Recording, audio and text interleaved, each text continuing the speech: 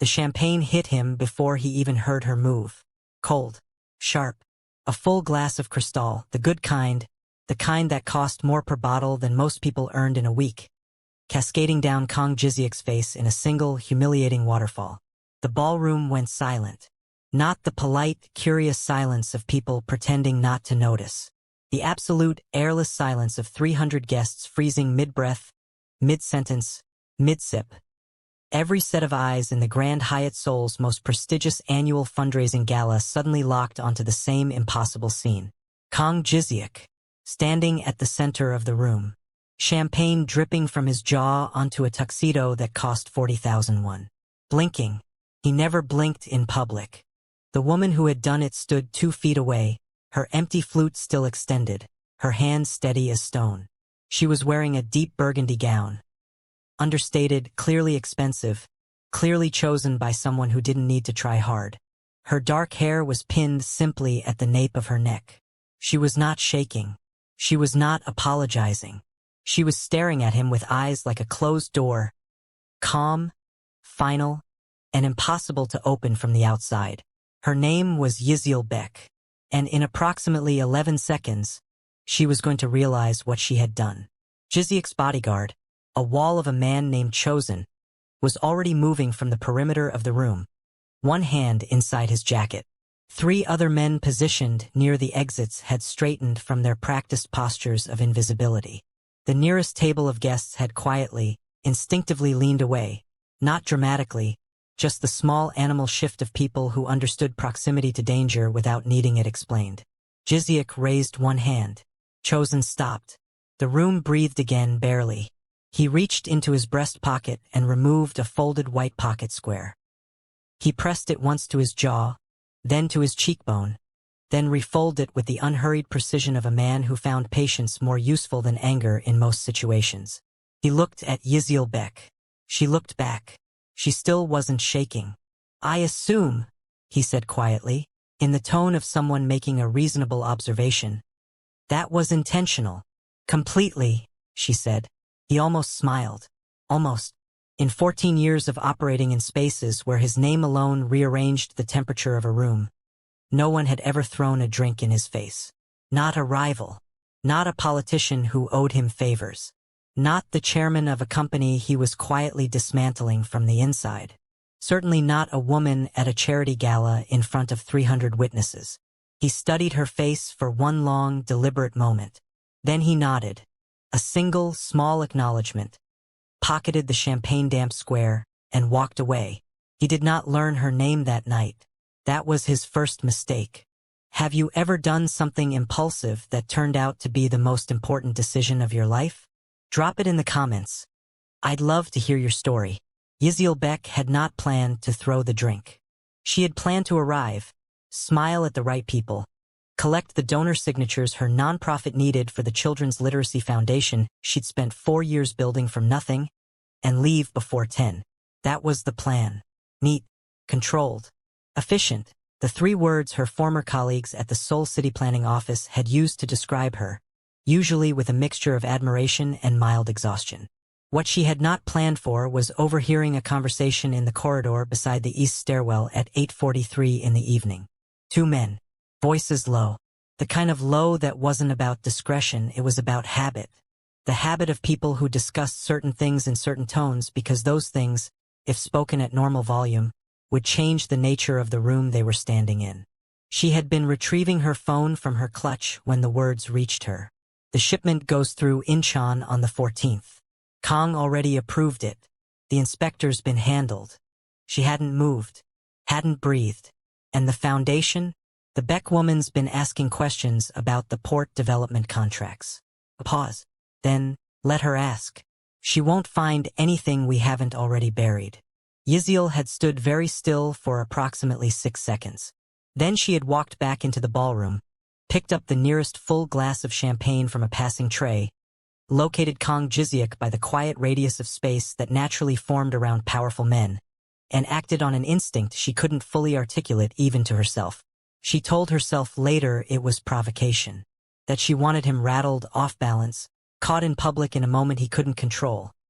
A man like that, in a room like this with his reputation as his primary currency, would feel the exposure, would know that she knew something, would perhaps think twice about whatever was being moved through Incheon on the 14th. She told herself that. She wasn't entirely sure it was true. Kang Jiziak had not been born into power. That was the part people always got wrong about him. He had been born in a 2-room apartment in Dobong-gu to a mother who worked double shifts at a textile factory, and a father who had disappeared so thoroughly that Jiziak sometimes wondered if ever existed at all. He had raised himself, more or less, through a combination of stubbornness and unsettling ability to read people, and a series of choices that had escalated gradually, logically, terribly, the way a river doesn't announce that it's about to become a flood. He was a brief pause, Pei recalibrating, as he always did when Jiziak declined the social choreography. There's a woman, Baek Yiziel. She runs a small foundation, quite harmless really, but she's been making inquiries about the Incheon port development contracts, asking questions of people who really shouldn't be answering them. And I'd consider it a personal kindness if she were discouraged. Nothing dramatic. A conversation, perhaps, from someone she'd take seriously. Jiziak was quiet for a moment. Outside his window, Seoul glittered with the particular indifference of a city too large to notice what happened inside it. "Send me what she's found so far," he said finally. Pei's relief was audible. "Of course. Absolutely. I'll have it to you within the hour." Jiziak ended the call and set the phone face down on the desk. He did not intend to discourage Yiziel Baek. He intended to find out exactly what she knew and whether Counselor Do-hyun Pei, a man who had been useful for 6 years, had finally become something else entirely. A liability. Have you ever done something impulsive that turned out to be the most important decision of your life? Drop it in the comments. I'd love to hear your story. He found her at the Mapo Reading Center on a Tuesday afternoon. She was sitting cross-legged on the floor with 4 children arranged around her in a loose semicircle, reading aloud from a picture book about a bear who couldn't find his way home. She did the bear's voice with a low, rumbling exaggeration that made the smallest child, a girl of perhaps 5, missing both front teeth, collapse sideways with laughter every time. Jiziak stood in the doorway for a moment before anyone noticed him. Chosen had offered to come in first. Jiziak had told him to wait with the car. When Yiziel finally looked up, the bear's voice died mid-sentence. The children turned to follow her gaze. The 5-year-old, still recovering from laughter, looked at Jiziak with the frank, unfiltered assessment only small children and very honest adults ever managed. "You're wet," the girl announced. "I'm not," Jiziak said. "You were," Yiziel said. The children were handed off to a volunteer with the smooth efficiency of someone accustomed to managing interruptions. Yiziel stood, brushed her skirt flat, and looked at him with the same closed-door expression from the gala, except this time there was something else underneath it. Not fear. Something adjacent to fear that was working very hard to present itself as composure. He respected the effort. "You could have sent someone," she said. "I did. Myself." She gestured to a small table near the window, 2 chairs, a stack of donation ledgers, a half-finished cup of barley tea gone cold. They sat across from each other in a reading center decorated with children's drawings of their favorite books, which Jiziak found an unlikely setting for the conversation he was about to have. "Counselor Pei asked me to discourage you," he said. She didn't blink. "And I'd like to know what you found before I decide whether to do him that favor." A long pause. Outside, a bus groaned past on the street below.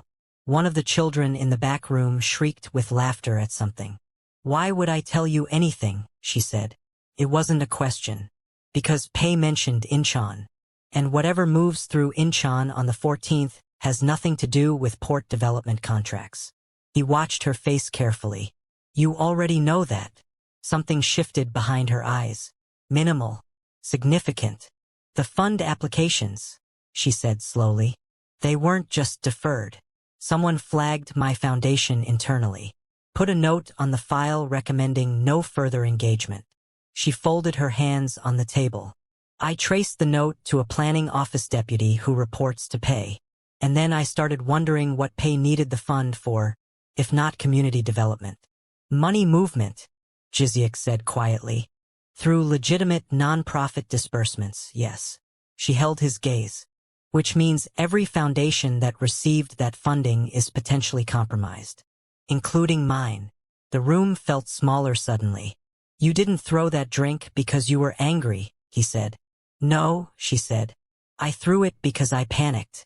And because you were standing right there. Have you ever done something impulsive that turned out to be the most important decision of your life? Drop it in the comments. I'd love to hear your story. The documents Pei sent that evening were not what Jiziak expected. He had anticipated a thin collection of intercepted emails, perhaps some financial summaries, the standard package assembled to make a target look manageable. What arrived instead was a 47-page compiled brief that included surveillance photographs, phone records, and a detailed timeline of Yiziel's movements over the preceding 6 weeks. 6 weeks. Pei had been watching her for 6 weeks before the gala. Before she threw the drink. Before any of this. Jiziak read through the brief twice, methodically, the way he read everything that mattered. By the 3rd page, he understood that Pei hadn't called him to request a conversation with Yiziel Beck. He had called to hand her over. The brief included, on page 31, a single typed line that had no business being in a document ostensibly about a non-profit administrator. Suggested resolution. Permanent withdrawal from public activity. He set the page down. In 14 years he had navigated arrangements that required a particular suspension of conscience. The kind of work that existed in the spaces between law and disorder, that kept certain systems functional precisely because someone was willing to stand in those spaces and hold them. He had made peace with most of it. The accounting, as he privately understood it, was complicated.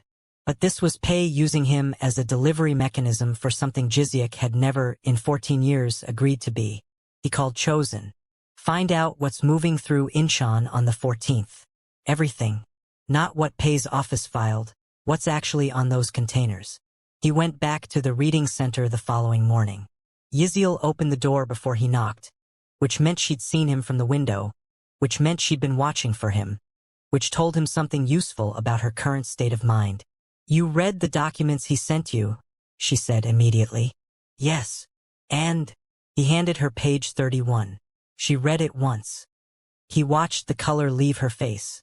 Not dramatically, just the quiet physiological honesty of a person processing real danger for the first time as a concrete thing rather than an abstract possibility. She sat down on the front step. He sat beside her, which seemed to surprise her. He was never going to let the fund investigation surface, she said, more to herself than to him. Even before I started asking questions. He needed the foundation money trail clean. Your foundation was receiving disbursements from the fund. Quarterly. Small amounts. Enough to create an association. She looked at him. Enough to discredit anything I reported. Yes. So I was never an investigator to him. Her voice was steady but thin. I was a loose end. Yes. She was quiet for a long moment. A child on the street below chased a paper bag in the wind. Why are you telling me this? She asked. Jiziak considered the honest answer. Because Pei made an assumption about what I am, he said finally. He was wrong. If you discovered that someone you trusted had been using you as a pawn, what would you do?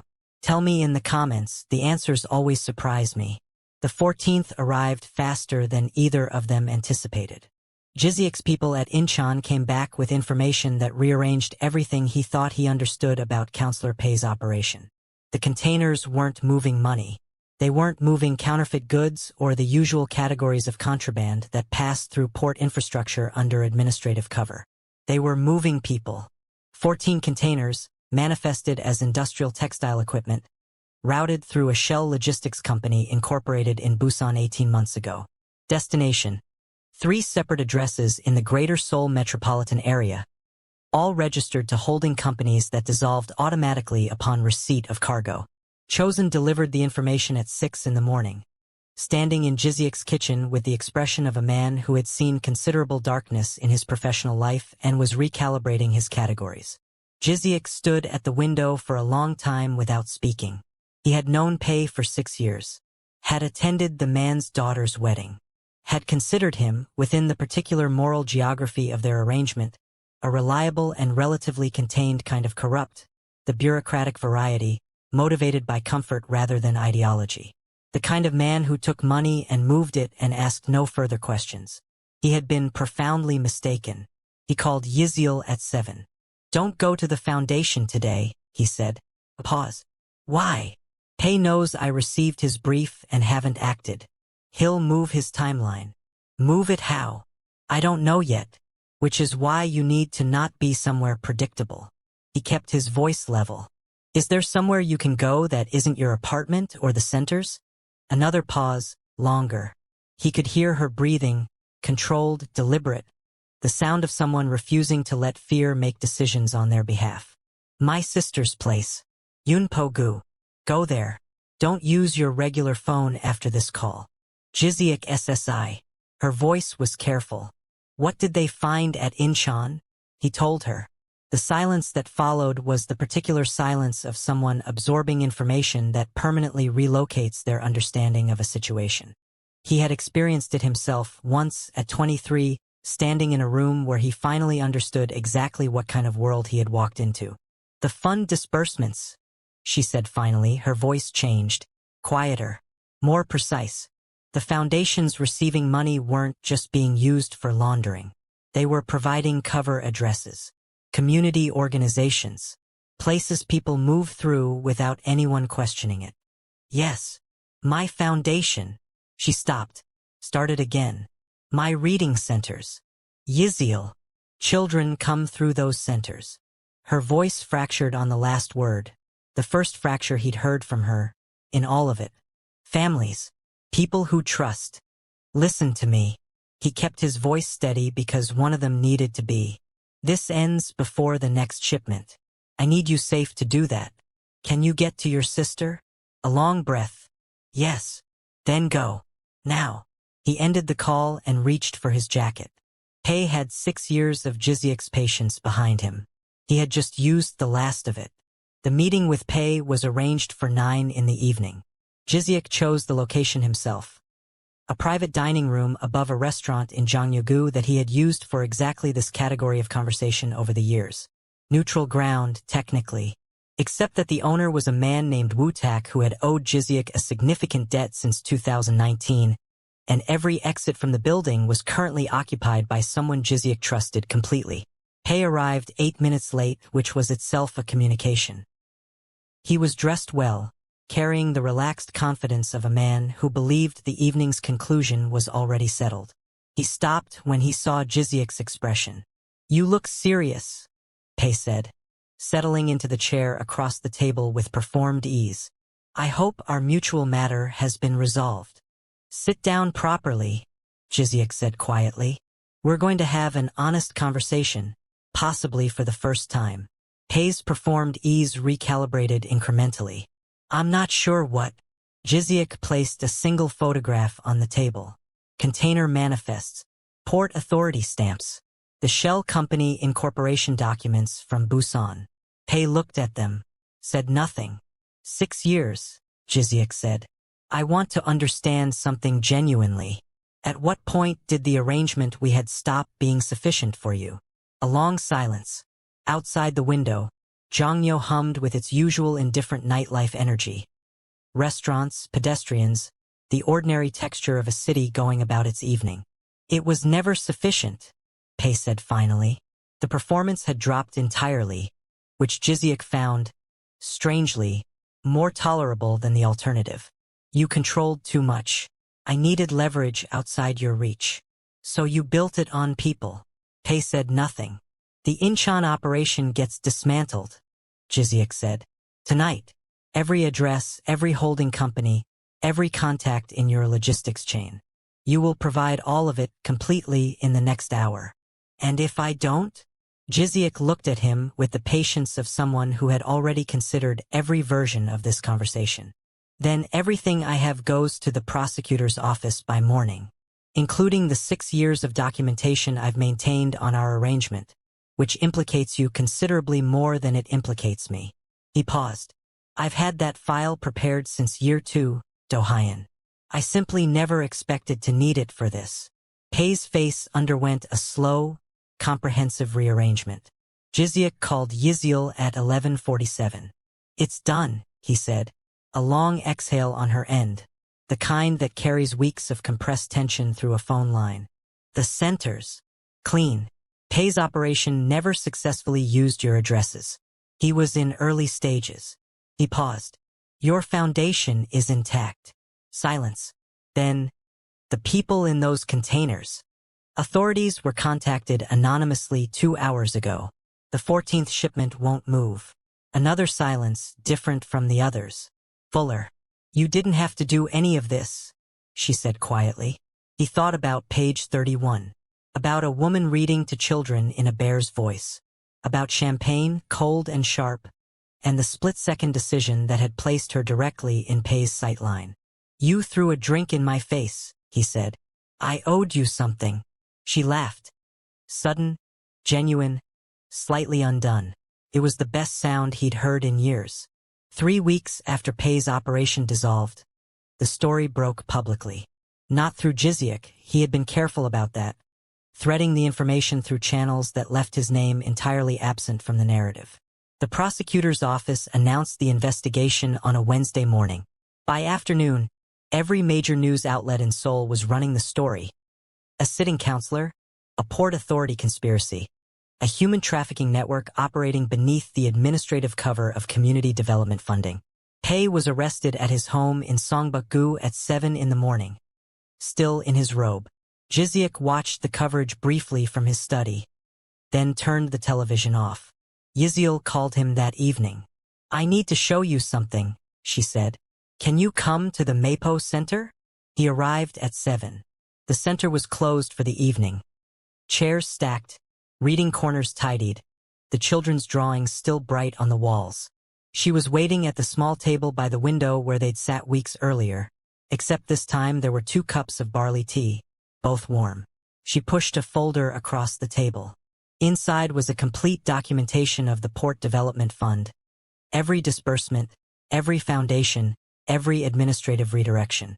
Clean, organized, annotated with the precise clarity of someone trained in urban policy and motivated by something stronger than professional obligation. "I compiled this before the arrest," she said, "independent of whatever you passed to the prosecutors. I needed my own record." He looked through it carefully.